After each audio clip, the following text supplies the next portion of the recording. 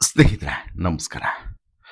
ತಮಿಳುನಾಡಿನ ರಾಜಕೀಯ ಮತ್ತು ದಕ್ಷಿಣ ಭಾರತದ ಚಿತ್ರರಂಗದಲ್ಲಿ ಕಳೆದ ಕೆಲವು ದಿನಗಳಿಂದ ತೀವ್ರ ಸಂಚಲನ ಸೃಷ್ಟಿಸಿದ್ದಂತಹ ದಳಪತಿ ವಿಜಯ್ ಅವರ ದಾಂಪತ್ಯ ಜೀವನದ ಹೈ ಡ್ರಾಮಕ್ಕೆ ಈಗ ಬಿಗ್ ಟ್ವಿಸ್ಟ್ ಸಿಕ್ಕಿದೆ. ವಿಜಯ್ ಅವರ ಪತ್ನಿ ಸಂಗೀತಾ ಅವರು ಚೆಂಗಲ್ಪಟ್ಟು ಕೌಟುಂಬಿಕ ನ್ಯಾಯಾಲಯದಲ್ಲಿ ಸಲ್ಲಿಸಿದಂತಹ ವಿಚ್ಛೇದನ ಅರ್ಜಿಯನ್ನ ದಿಢೀರ್ ಹಿಂಪಡೆದಿದ್ದಾರೆ. ಈ ಸುದ್ದಿ ಹೊರಬಿದ್ದ ತಕ್ಷಣ ವಿಜಯ್ ಮತ್ತು ಸಂಗೀತಾ ಮತ್ತೆ ಒಂದಾದ್ರ. ಸಂಗೀತ ರಾಜಿ ಆಗಿದ್ಯಾಕೆ?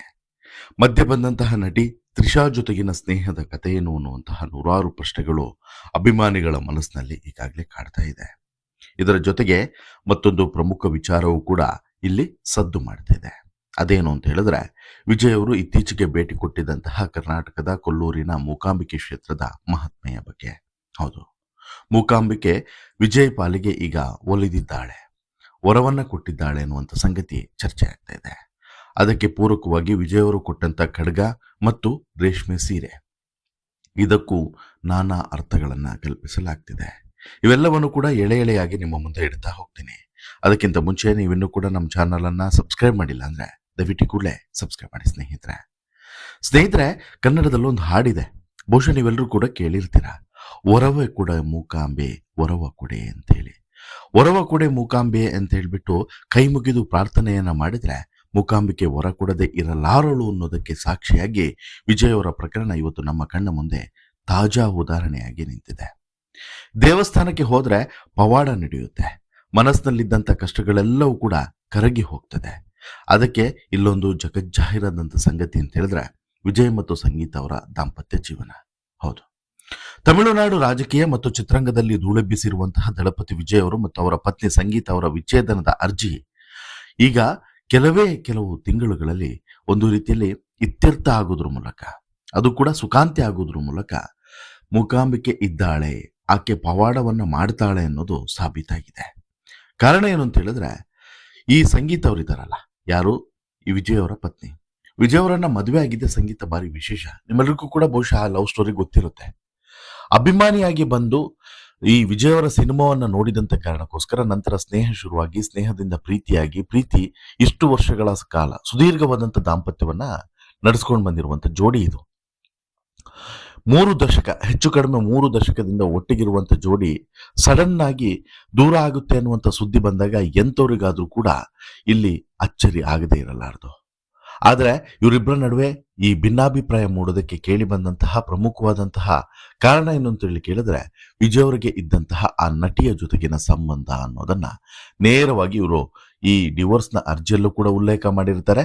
ಜೊತೆಗೆ ಸಾಕಷ್ಟು ಕಡೆ ಈ ಹೇಳಿಕೆಯನ್ನ ಹೇಳಿರ್ತಾರೆ. ಆದ್ರೆ ಈಗ ಇಡೀ ಕಥೆಯಲ್ಲಿ ಅತಿ ದೊಡ್ಡ ರೋಚಕ ಟ್ವಿಸ್ಟ್ ಸಿಕ್ಕಿದೆ.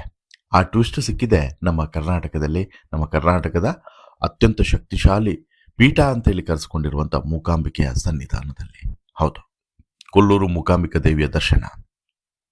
ನಟ ವಿಜಯ್ ಅವರು ಇತ್ತೀಚೆಗಷ್ಟೇ ಕರ್ನಾಟಕದ ಪ್ರಸಿದ್ಧ ಕ್ಷೇತ್ರ ಕೊಲ್ಲೂರು ಮೂಕಾಂಬಿಕಾ ದೇವಿಯ ಸನ್ನಿಧಾನಕ್ಕೆ ಬಂದಿದ್ರು. ಸಿಎಂ ಆದ ಬಳಿಕ ಅವರು ಕೊಲ್ಲೂರಿನ ಮೂಕಾಂಬಿಕೆ ದೇವಸ್ಥಾನಕ್ಕೆ ಬರೋದಕ್ಕೆ ಕಾರಣಗಳನ್ನ ಸಾಕಷ್ಟು ರೀತಿಯಲ್ಲಿ ಅವತ್ತಿಗೆ ಅನಲೈಸ್ ಮಾಡಲಾಗಿತ್ತು.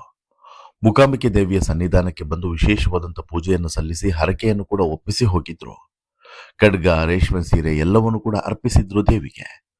ಅದರಲ್ಲೂ ಕೂಡ 1600 ಗ್ರಾಂನ ಬೆಳ್ಳಿಯ ಖಡ್ಗವನ್ನ ಅರ್ಪಿಸಿದ್ರ ಹಿಂದೆ ಸಾಕಷ್ಟು ಚರ್ಚೆಗಳು ಕೂಡ ಅವತ್ತಿಗೆ ನಡೆದಿತ್ತು. ಬಟ್ ಹೆಚ್ಚಾಗಿ ನಡೆದಂತ ಚರ್ಚೆಗಳು ಎಲ್ಲವೂ ಕೂಡ ರಾಜಕೀಯ ಉದ್ದೇಶದಿಂದನೇ ಕೂಡಿತ್ತು. ಅಂದ್ರೆ ತಮಿಳುನಾಡಿನ ಮುಖ್ಯಮಂತ್ರಿಯಾಗಿ ಅಭೂತಪೂರ್ವವಾದಂತಹ ವಿಜಯವನ್ನ ಸಾಧಿಸಿದಂತಹ ವಿಜಯ್ ಅವರಿಗೆ ಇದೊಂದು ಕೃತಜ್ಞತಾ ಭಾವದಿಂದ ಅವರು ಖಡ್ಗವನ್ನ ತಂದು ಒಪ್ಪಿಸಿದ್ದಾರೆ ಅನ್ನೋದ್ರ ಬಗ್ಗೆನೇ ಚರ್ಚೆ ಆಗಿತ್ತು. ಅಂದ್ರೆ ಇವೆಲ್ಲವೂ ಕೂಡ ಕಾರಣ ಅವರ ರಾಜಕೀಯದ ಒಂದು ಬಿರುಗಾಳಿ, ಬೆಂಕಿ ಬಿರುಗಾಳಿಯ ರೀತಿ ಅವರು ಅಬ್ಬರಿಸಿದ್ದು, ಅವರಿಗೆ ಸಿಕ್ಕಂತಹ ಬೆಂಬಲ ಇದು ಅಂತಾನೆ ಎಲ್ಲರೂ ಕೂಡ ಮಾತಾಡಿಕೊಂಡಿದ್ರು. ಆದ್ರೆ ಇವತ್ತಿಗೆ ಮೂಕಾಂಬಿಕೆ ದೇವಿಯ ದರ್ಶನದ ನಂತರ ವಿಜಯ್ ಮತ್ತು ಸಂಗೀತ ಮಧ್ಯೆ ನಡೆದಂತ ಆ ರಹಸ್ಯ ಪವಾಡವೇನು ಅನ್ನೋದೇ ಈಗ ಎಲ್ಲರ ಮನಸ್ಸಿನಲ್ಲೂ ಕೂಡ ಇರುವಂತಹ ಸಂಗತಿ. ಅದನ್ನೇ ನಾನಿವತ್ತು ರಿವೀಲ್ ಮಾಡೋಕ್ಕೆ ಹೊರಟಿರುವಂಥದ್ದು. ವಿಜಯ್ ಮತ್ತು ಸಂಗೀತ ಕಳೆದ ಕೆಲವು ತಿಂಗಳುಗಳಿಂದ ನಡೀತಿದ್ದಂತಹ ದಾಂಪತ್ಯ ಕಲಹ ಒಂದು ರೀತಿಯಲ್ಲಿ ಬೀದಿಗೆ ಬಂದು ಹಾಕಿದ್ದು, ಅವರೇ ಹಾಕೊಂಡಿದ್ದು. ಯಾರು? ಅದರಲ್ಲೂ ಕೂಡ ಸಂಗೀತನೇ ಇದನ್ನ ಬೀದಿಗೆ ತಂದು ಹಾಕಿದ್ದು. ಅದು ಕೂಡ ಯಾವಾಗ? ಕಳೆದ ಡಿಸೆಂಬರ್ನಲ್ಲಿ. ಇನ್ಫ್ಯಾಕ್ಟ್ ಆ ಟೈಮ್ನಲ್ಲಿ ವಿಜಯ್ ಒಂದು ರೀತಿಯಲ್ಲಿ ತಮಿಳುನಾಡಿನ ರಾಜಕೀಯದಲ್ಲಿ ಪೀಕ್ನಲ್ಲಿದ್ದಂತಹ ಮೂಮೆಂಟ್ ಅದು. ಅಂದ್ರೆ ರಾಜಕೀಯ ಅಂತ ಹೇಳ್ಬಿಟ್ಟು ತಮ್ಮ ಪಕ್ಷವನ್ನ ಘೋಷಣೆ ಮಾಡಿ, ಟಿವಿಕೆ ಪಕ್ಷವನ್ನ ಘೋಷಣೆ ಮಾಡಿ ಒಂದಾದ್ಮೇಲೊಂದು ರ್ಯಾಲಿ ಮತ್ತು ಚುನಾವಣಾ ಪ್ರಚಾರದ ಕಾರ್ಯದಲ್ಲೇ ಬ್ಯುಸಿಯಾಗಿದ್ದಂತಹ ಟೈಮ್ ಅದು. ಆ ಟೈಮ್ನಲ್ಲಿ ಒಂದು ಅತಿದೊಡ್ಡ ಸುದ್ದಿ ಬೆಂಕಿ ಬಿರುಗಾಳಿಯನ್ನೇ ಎಬ್ಬಿಸ್ಬಿಡುತ್ತೆ ತಮಿಳುನಾಡಿನ ರಾಜಕೀಯದಲ್ಲಿ. ಅದೇ ಪತ್ನಿ ಸಂಗೀತ ಸಲ್ಲಿಸುವಂತಹ ಒಂದು ಡಿವೋರ್ಸ್ನ ಅರ್ಜಿ.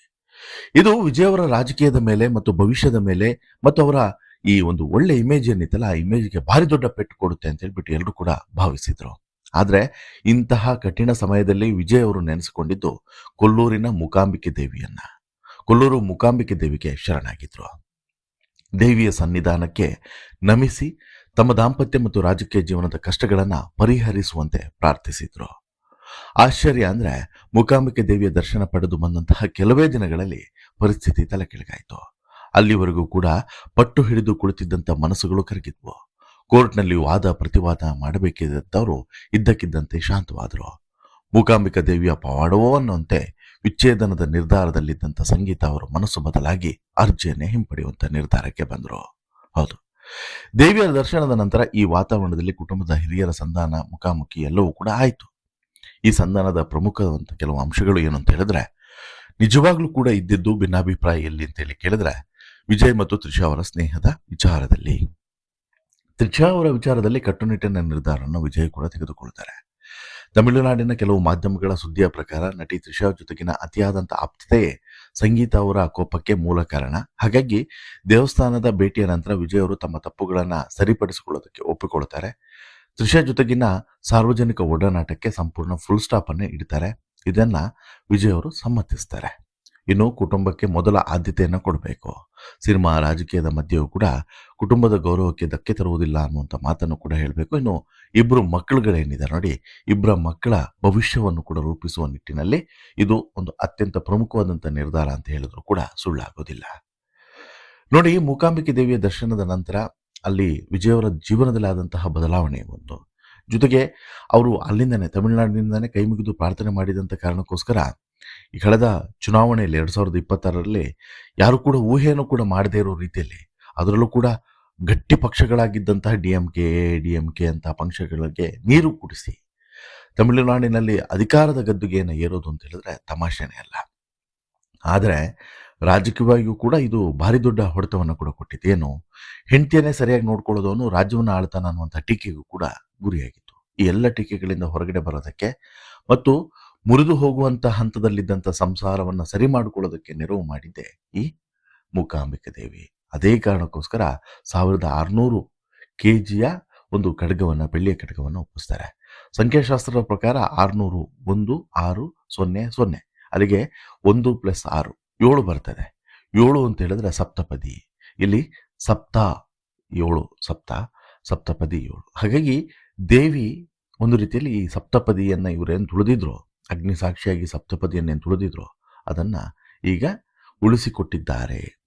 ನಿಮಗೆ ಇನ್ನೊಂದು ಅಚ್ಚರಿ ವಿಚಾರ, ಈಗ ಏನು, ವಿಜಯ್ ಅವರು ಮೂಲತಃ ಕ್ರಿಶ್ಚಿಯನ್ ಧರ್ಮದವರು. ಹಾಗಿದ್ರೂ ಕೂಡ ಮೂಕಾಂಬಿಕೆಯನ್ನು ಇಷ್ಟು ನಂಬ್ತಾರೆ. ಮೂಕಾಂಬಿಕೆಯು ಕೂಡ ವಿಜಯ್ ಅವರನ್ನ ಭಕ್ತಿಯಿಂದ ತನ್ನ ಮಗನ ರೀತಿ ಅಪ್ಪಿದ್ದಾಳೆ ತಾಯಿಯಾಗಿ ಅಂತ ಹೇಳಿದ್ರೆ ನೀವೇ ಯೋಚನೆ ಮಾಡಿ. ಇಲ್ಲಿ ಧರ್ಮದ ಹಂಗು ನಾವುಗಳು ಸೃಷ್ಟಿ ಮಾಡ್ಕೊಂಡಿರೋದು ಅನ್ನೋದನ್ನ ಅರ್ಥ ಮಾಡ್ಕೊಬೇಕು. ದೇವರಿಗೆ ಆಗಲಿ, ಈ ಒಂದು ಮಾನವೀಯ ಮೌಲ್ಯಗಳಿಗಾಗಲಿ ಧರ್ಮಗಳು ಇಲ್ವೇ ಇಲ್ಲ ರೀ, ಧರ್ಮಗಳಿಲ್ಲ. ಮೂಕಾಂಬಿಕೆ ಹಾಗಾದ್ರೆ ವಿಜಯ್ ಒಬ್ಬ ಕ್ರಿಶ್ಚಿಯನ್ ಅಂತ ಹೇಳ್ಬಿಟ್ಟು ಸುಮ್ಮನೆ ಇರ್ಬೋದಾಗಿತ್ತಲ್ವಾ? ಮೂಕಾಂಬಿಕೆಗೆ ಮಗನ ರೂಪದಲ್ಲಿ ಬಂದಂಥ ವಿಜಯನ್ನ, ಆತನ ಕಷ್ಟವನ್ನ ದೂರ ಮಾಡೋದಷ್ಟೇ ಮುಖ್ಯ. ವಿಜಯ್ ಯಾವ ಜಾತಿ, ಯಾವ ಧರ್ಮ, ಅವನು ಶ್ರೀಮಂತನೋ ಬಡವನೋ, ಮೂಕಾಂಬಿಕೆ ಅಂತಲ್ಲ, ಎಲ್ಲ ದೇವಸ್ಥಾನ, ಎಲ್ಲ ದೇವರುಗಳು ಹಾಗೆ. ದೇವಸ್ಥಾನದ ಆಡಳಿತ ಮಂಡಳಿ ಈ ರೂಲ್ಸ್ಗಳನ್ನು ಮಾಡ್ತವೆ ಹೊರತು ದೇವರು ಯಾವತ್ತೂ ಕೂಡ ಅವನನ್ನು ಬರಬೇಡಿ, ಇವನನ್ನು ಬರಬೇಡಿ ಅಂತೇಳಿ ಯಾವತ್ತೂ ಹೇಳಿಲ್ಲ, ಹೇಳೋದು ಇಲ್ಲ ಅನ್ನೋದು ಕೂಡ ಇದೊಂದು ಸಾಮಾಜಿಕ ಸಂದೇಶವನ್ನು ರವಾನೆ ಮಾಡಿದಂಥ ಸ್ಟೋರಿ ಅಂತಲೂ ಕೂಡ ಹೇಳ್ಬೋದು. ಒಟ್ಟಿನಲ್ಲಿ ನನಗಂತೂ ಇದು ಮಿರಾಕಲ್. ವಿಜಯ್ ಅವರ ಬಾಳಲ್ಲಿ ನಡೆದಂತಹ ಈ ಘಟನೆ ಏನಿದೆ, ಇದು ನಿಜವಾಗ್ಲೂ ಕೂಡ ಮಿರಾಕಲ್. ಏನೇ ಆದರೂ ಕೂಡ ವಿಜಯ್ ಅವರ ದಾಂಪತ್ಯ ಇದುವರೆಗೇನೋ ಹಳ್ಳ ಹತ್ತು ಹೋಯ್ತು, ಆದರೆ ಈಗ ಸರಿ ಮಾಡಿಕೊಳ್ಳುವಂಥ ನಿರ್ಧಾರಕ್ಕೇನೋ ಬಂದಿದ್ದಾರೆ. ಇನ್ನು ಮುಂದೆ ಇನ್ಯಾವತ್ತೂ ಕೂಡ ಈ ರೀತಿಯಾದಂತಹ ಈ ಕೆಟ್ಟ ಪರಿಣಾಮಗಳು ಅಥವಾ ಕೆಟ್ಟ ದೃಷ್ಟಿಗಳು ಇವರ ಕುಟುಂಬದ ಮೇಲಾಗಲಿ, ಇವರ ಸಂಬಂಧಗಳ ಮೇಲಾಗಲಿ ಬೀಳದೇ ಇರಲಿ. ತುಂಬ ಪ್ರೀತಿಯಿಂದ ಬೆಳೆಸಿರುವಂತಹ ಮಗ ಮತ್ತು ಮಗಳು ಇಬ್ಬರೂ ಕೂಡ ಇವರ ಕನಸಿನಂತೆ ಸಿನಿಮಾ ರಂಗದಲ್ಲೋ ರಾಜಕೀಯ ರಂಗದಲ್ಲೋ ಒಳ್ಳೆ ಹೆಸರನ್ನು ಮಾಡಲಿ. 100 ಕಾಲ ಇವರು ಸುಖವಾಗಿ ಮತ್ತು ಸಮೃದ್ಧಯುತವಾದಂಥ ಜೀವನವನ್ನು ಸಾಗಿಸಲಿ ಅನ್ನೋದು ನಮ್ಮ ಆಶಯ, ನಮ್ಮ ಹಾರೈಕೆ. ಬಹುಶಃ ಮೂಕಾಂಬಿಕೆಯ ಆಶೀರ್ವಾದವು ಕೂಡ ಅದೇ ಅಂತೇಳಿ ಅನಿಸುತ್ತೆ. ಒಟ್ಟಾರೆ ನಿಮ್ಗೆ ಅನಿಸುತ್ತೆ ಸ್ನೇಹಿತರೆ, ವಿಜಯ್ ಅವರ ಬಾಳ್ನಲ್ಲಿ, ಅದರಲ್ಲೂ ಕೂಡ ನನಗೆ ವಿಶೇಷವಾಗಿ ಇಲ್ಲಿ ಒಂದು ಅಂಶವನ್ನು ಒತ್ತಿ ಒತ್ತಿಯಾಗಿ ಹೇಳ್ತಿದ್ದೇನೆ ಅನ್ನೋದನ್ನು ಅರ್ಥ ಮಾಡ್ಕೊಳ್ಳಿ. ಕ್ರಿಶ್ಚಿಯನ್ ಆಗಿರುವಂಥ ವಿಜಯ್ ಅವರ ಬಾಳಲ್ಲಿ ನಮ್ಮ ಮೂಕಾಂಬಿಕೆ ದೇವಿ ಮಾಡಿರುವಂಥ ಪವಾಡದ ಬಗ್ಗೆ ನಿಮಗೆ ಎಷ್ಟು ಅಚ್ಚರಿ ಇದೆ, ಹೆಮ್ಮೆ ಇದೆ, ಖುಷಿ ಇದೆ. ಜೊತೆಗೆ ಇದೊಂದು ದೊಡ್ಡ ಪವಾಡ ಅಂತೇಳಿ ನಿಮಗೂ ಕೂಡ ಆಶ್ಚರ್ಯ ಆಗ್ತದೆ. ದಯವಿಟ್ಟು ಕಮೆಂಟ್ ಮಾಡಿ ತಿಳಿಸಿ. ಜೊತೆಗೆ ಈ ಸ್ಟೋರಿ ಇಷ್ಟ ಆಯಿತು ಅಂತ ಹೇಳಿದ್ರೆ ಲೈಕ್ ಮಾಡಿ, ಶೇರ್ ಮಾಡಿ, ಚಾನಲ್ಗೆ ಸಬ್ಸ್ಕ್ರೈಬ್ ಆಗೋದನ್ನು ಮರಿಬೇಡಿ. ಧನ್ಯವಾದ.